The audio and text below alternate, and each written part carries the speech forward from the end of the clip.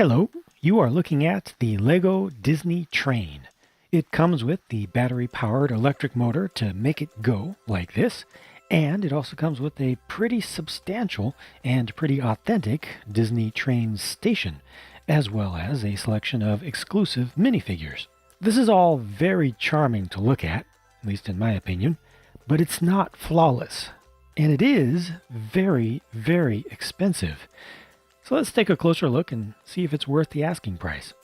The locomotive is based off Disneyland, California's engine number 1, the CK Holiday.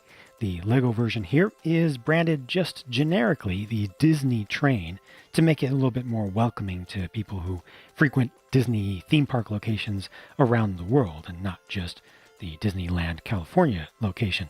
This is a very nice looking locomotive, especially for something that is designed to be put together even by kids. There's nothing tricky about this when it comes to assembling it. I think that it can easily be put together by kids younger than the suggested minimum age of 12, and it works well on actual train tracks. I'll show you some more details about that, technical details, a little bit later on. But the motor for this, to make it actually go, is in here. It has four-wheel drive with the tender car being the powered part, and you don't really see much of that. You don't really see much related to the power from the outside because it's all just buried down inside. There's a little flap right here which gives you access to the Lego Powered Up hub, which has the batteries inside. You supply your own AAA batteries, 6 of them, and it's basically just an on-off button. It's actually a multi-function thing, but we don't need to get into that kind of detail right now. Ultimately, this is its own standalone unit. You could use this to power any otherwise unpowered train. Just has a cable there that comes from the hub and goes down to the motor unit underneath. When you need to change batteries, it's not very difficult to do. You can just pop all of this up. It's just attached with 4 studs in there, and that's your powered up hub. And battery box just requires a very small Phillips head screwdriver to get that open, and then you can change out batteries. You can use rechargeables in there if you want, or you can just use regular alkalines. As the powered tender pushes the locomotive along, you can see that the wheels do turn, and on either side you have one driven looking wheel. It's connected to a connecting rod, which in turn moves around, which is a nice little animated effect, even if it is kind of fake.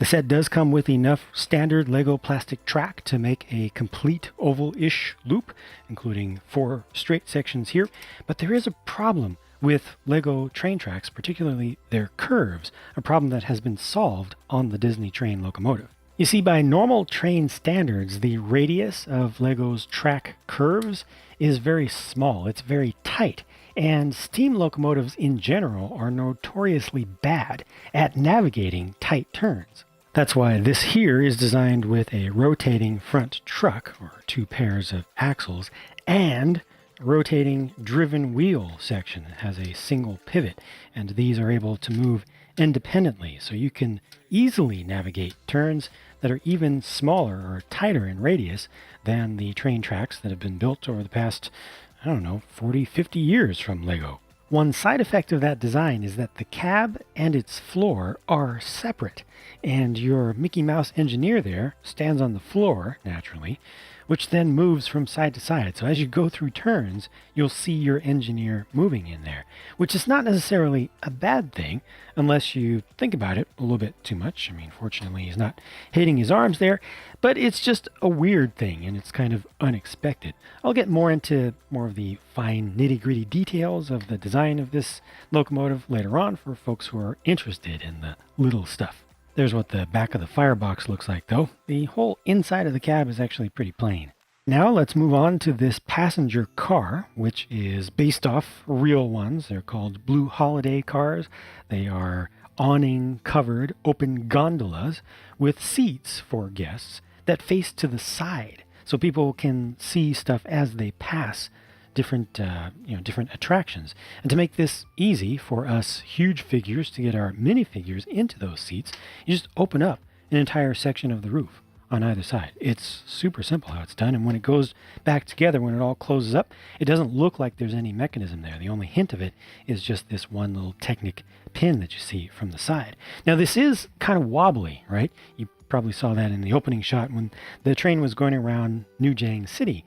That's partly because it's kind of heavy. It's heavier than it appears. There's a lot of weight in this roof, which is in turn fairly high up. And this is also a very wide car, as is the rest of the train.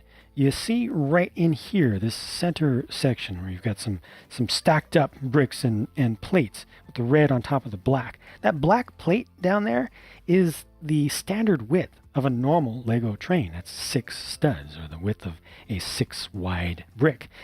This entire train is mostly 8 studs wide, and in some places even more than that. It's actually kind of a different scale than anything that they've done up to this point, which is actually turning out pretty well in terms of how things look. It definitely made the locomotive look pretty good, and it left plenty of room inside of this to put figures in those seats. Let's see how many I can fit. The magic number is 10, though you can also stand somebody in the doorway, which is convenient if you have a figure who, for example, isn't able to sit because their legs are made of one piece of plastic. In case you're curious, here's how it looks from the other side. So whichever direction you want the people to face, just spin the car around in that direction. It's able to connect to the rest of the cars or to the locomotive from either end with standard Lego magnetic couplers. The last thing on the tracks is what they call a parlor car, which is also based off a very specific piece of rolling stock at Disneyland, California. It's a car called the Lily Bell, named after Walt Disney's own wife. And this one does have a proper front and a proper back, so technically it only goes one way. This is the rear over here. It's based off a presidential car design. The proportions of this are kind of funky. It's very short, and the windows, especially on the sides, are very, very small compared to the real thing, the actual specific car that this is based off. But I still think it looks pretty good. I like the level of detail. I like the use of the different colors of red. The texturing on the outside has some nice stickers. There are very few printed pieces in this set, so you do rely pretty heavily upon stickers. That is a reference to the proper car number from the real thing. And what's most interesting about this to me is how you get inside. So, figures can get in through the little bit of door opening there, but us huge figures with our huge human hands need more access, and they don't allow you to remove the roof of this. That's unusual, not being able to remove the roof of something where figures are supposed to go inside. Instead, you remove this entire side here. You actually disconnect the side, all of this together as one thing, and that allows you to see the interior and to potentially place figures in there. It looks pretty nice in there with some classic styled furniture, different designs there. I like the table with a tea set on it. I appreciate the use of different types of chairs. One thing that worried me was the lack of any studs in the seat cushions to hold figures in place, but they do have the handrails on the sides, which are placed just right for minifigure hands to hold on. So one hand for either figure on each chair will hold them in place so they won't move around and they won't slide off on their own. There's no such luck if you want to also stand some figures in there because it's all tiled floor space, and these would just slide around and ultimately fall around if you actually moved the car at all. So ultimately, even though this is a fairly small car, it wastes a lot of its precious interior space. Now, this might be the Disney train and station set, but the majority of the parts and the majority of your building time goes into assembling the Main Street styled station here, which is definitely not small. This is a worthy display model, if you ask me. I think it's much more accurate to the source material than even the train, and I would say by a fair margin.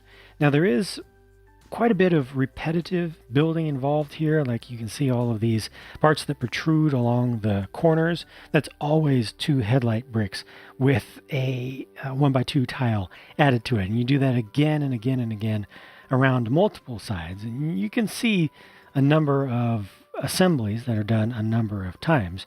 But I think it's all worth it in the end. This really does look very, very proper on display. And even without any interior detail, I still think that it would be something that a lot of people would want to have. But as we turn it around, you'll see that there is plenty of interior detail as well. I love what they did for the kind of wrought iron styled edging for the roof there with the new black color for handcuff pieces. Again, it's repetitive, but it makes for a very nice look when it's all put together. There's a little balcony here on the second level, and you kind of go up to a third level as well. I think the color scheme here is really good with the dark red, light gray, tan, and medium nougat color. It really stands out. They haven't done anything that has this particular color scheme before, and I think that these colors are properly chosen again to replicate the real thing. As I turn this around, you can see it's not just a facade. You know, there's some substance here. There's some thickness here to the building, which is off to a good start, but it's actually thicker on the other side. See, if I counted right, this is 18 studs plus a little bit of extra overhang, while the other side is just 10 studs. So it's a little bit of a weird floor plan, and you can see how it juts out right here. But hey, I'll take any depth that I can get off a Lego model. Inside, there's a ticket counter with just enough space to put a figure behind it as an attendant. All of the pictures and posters that you see on the wall are done with stickers, and they represent real pictures that you can find at actual locations. I personally really like this nook over here because it has a Lego miniature model of what is an actual model train, a 1/8 scale model train that was Walt Disney's own, that he ran around his own house in the backyard. And the locomotive of that one is pictured up above, and that is exactly what was used as the inspiration for the design of the real life CK Holiday that's depicted in this set. It's all related together. A nice bench there. We've got one of the iconic classic style of garbage cans there. This is a scale with a sticker to show some of its internal workings. Got another poster on the wall there. The clock is actually a print. That's a print that they already had. They've got a little box back there to put your umbrellas in with 3 umbrellas in it, 2 of them black, 1 of them pink. A nice chandelier up above, and let me actually move that out of the way so you can see the posters on the wall. Or pictures, I guess they're actual photographs in real life. The next level up has this small lounge corner with the same style of chair that we saw in the parlor car, and then you have some stairs that take you down to a different level. Very nice curtains put back there. Too bad they have to have studs on them. Again, stickers used for decorations on the wall, including for the valances up above, as well as the runner rug down below. Then there's a smaller assembly of stairs to bring us over to another one of these nice little corner nooks with a model train, and the picture there does not exactly match what you see. Just look at the number of driven wheels on it. I'd say that the model looks kind of like the engine number 4 at Disneyland, and the picture looks like engine number 1 at Disney World. There's also a plant over here in a nice little vase style planter. And finally, here's something that you won't actually find at any Disney theme park, but you could potentially find at your own house. It's a little attic, and it appears that someone has gotten the Lego Disney Castle set. That there, thankfully, is a print, a very special print. It's a 2x3 tile with a plate behind it, and they have put it together. Someone minifig sized. So this is something you could actually put together and pretend that it is 1-to-1 scale with minifigures. It's a little bit large, but I think it's a pretty nice looking little build. The building techniques used on this are maybe unexpected, maybe a little bit unconventional, but I like them. I like the end result for something built at such a small scale. You know, it's very difficult to get interesting shapes that are recognizable, and I think the designer did a really good job here. Looking at figures, here is Mickey Mouse on the left with a train engineer outfit. He's got dual molded arms and print on the torso, and also for the shoes. That's actually done pretty well. A fairly simple print for the torso, but I think that's what you want for Mickey Mouse. You don't want it to get too detailed or it'll start to kind of throw you out of the classic fantasy. On the right is Minnie Mouse with dual molded arms, dual molded legs, both printed as well, and something different for her skirt. It's a cloth piece. Previously, for Minnie Mouse, they've done a plastic molded piece, which has a very similar shape to what you're seeing here right now. But the benefit of the cloth piece is that it allows her to actually sit down. She can sit in the seats on the train or at the station. So I think that's actually a very good idea. Unfortunately, the cloth piece is just flat by default. I've tried to bend it a bit, but it's not holding the shape that I want just yet. I'll probably need to use a little bit of water and or heat to get it to be just right. Here are Chip and Dale as ticket salesman and train conductor, respectively. Or you could switch their roles around, or have both of them being conductors, have both of them trying to sell tickets, whatever you want to do. I like the fact that there is a subtle difference in the printing between their torsos, though at first glance, from a distance, it's not very obvious. So it kind of makes them seem more the same. There's also a difference in the print on the back of the torso, and they've just reused the existing heads for these, which are different as well with their molds, and I think they look pretty appropriate for what they're trying to do. One of the biggest deal items in this entire set is Goofy here, because this is the very first Goofy that LEGO has ever made as a minifigure in minifigure scale. I think they did a pretty good job for a first try. He's got a dual molded headpiece there with all of the light flesh color being its own plastic, and then the black is a different color of plastic, keeps those nice and crisp and clean with the lines between them. The hat in green is actually painted, but fortunately the paint is very opaque, so you don't see any of the black coming through, and it looks pretty well done, pretty well produced. This is a color scheme and an outfit for Goofy that you would see for characters doing the full-sized acting around an actual Disney theme park, not one that you would see in a lot of the cartoons, especially going back in time. But now that they've done a Goofy, I am confident that they will do more in the future with different outfits. I am a little bit disappointed, though, that they didn't make the hat a separate piece. It's all built into the head there, so that can't be swapped out. But still, it's great to get a Goofy at all. And I'm looking forward to seeing more in the future, especially in more accessible sets than this. Now that I've gone through all the main stuff, I want to rewind a bit and spend a little bit more time taking a deeper dive about different elements of this set for folks who are more interested in the minutiae and more of my longer form thoughts. But first, I want to cover something that's pretty important, I think, to everyone. It's the thing that I like the least about this entire set. You know how I said that it comes with the electric motor to make it go? And I showed you the LEGO powered up hub that you put the batteries in, the batteries that then power that motor. There's one thing this set does not come with, and that is a controller, like a controlling device, some way to give instructions to the powered up hub to tell it when to send the battery's electricity to the motor to make the whole thing go.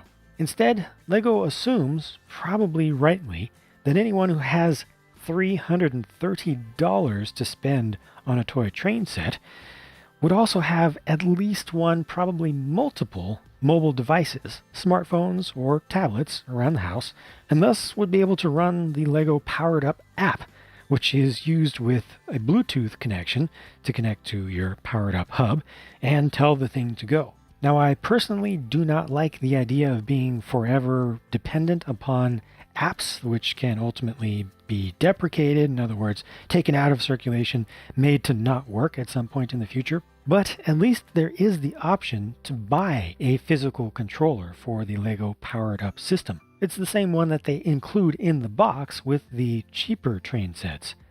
That doesn't sound right. So if you buy the most expensive train set, you get less, kind of. But that's not the thing that bugs me, actually. What bugs me is that the app has to be open and active on your screen in order for the train to go. In other words, if you lock your device, even without closing any apps, or if the screensaver comes on and turns off the display, then your train is going to stop. So the only way to keep this train going for a nice continuous display around the holidays or even just for an extended play session is to turn off your screensaver, turn off your automatic lock, and make it so that your device never sleeps. And ultimately, that's just a waste of battery charge in your phone or tablet, in addition to a potential security and privacy issue, especially if you forget to turn the automatic locking back on once you're done running the train. Again, if you use the dedicated powered up controller, you don't have that problem. And if you already have a recent Lego train set that uses that controller, you don't need to get another one because that one will handle multiple trains, even simultaneously. One other thing that's rough with this set is, of course, the price. Now, honestly, the price to part ratio is very reasonable, especially when you consider the fact that the powered up hub is included here and a working electric train motor. Those are two pieces that are each worth a whole lot more than, say, a 1x2 brick. Also, the set comes with 20 sections of track, each of which is worth a lot more than a 1x2 plate. So if you look at things logically, it's actually very easy to defend the price of this set based on the number of parts and what types of parts those are. Still though, it's a $330 Lego train set. And that's just a tough pill to swallow. The fact is, a lot of what you're paying for is not Lego Train, it's Lego Train Station. It's, in fact, the most complex and largest Lego train station ever released by the company.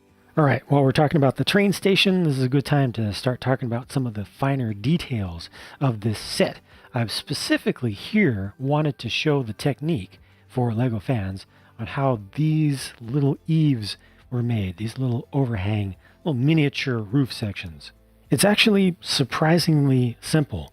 This is the assembly that gets inserted into that 1x2 Technic brick. Ultimately, it's just using a 1x1 brick with studs on all sides, extending it out just a little bit, and that creates two studs to attach plates to.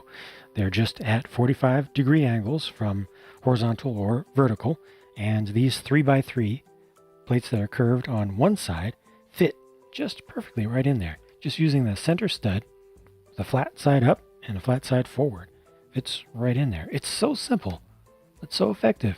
It just works out really nicely and works particularly well with the carefully laid out windows down below with these little bricks with the scrolly bit that extends out for a little extra decoration. And they've got inset arched windows inside with coverage with the 1x4 bricks that you saw. I'll go ahead and take this off once again, just to show again the interior. There actually are some gaps up towards the top, but you don't really see them because everything gets covered up well and it's all in shade. So ultimately, when the whole thing gets put together, it just fits together really well. It's a nice technique. Now here's something that I don't like at all. It's this entire section here, this entire second floor area. It doesn't feel right to me for a couple reasons. For one, I don't know what this area is really for. It doesn't feel like it has much purpose.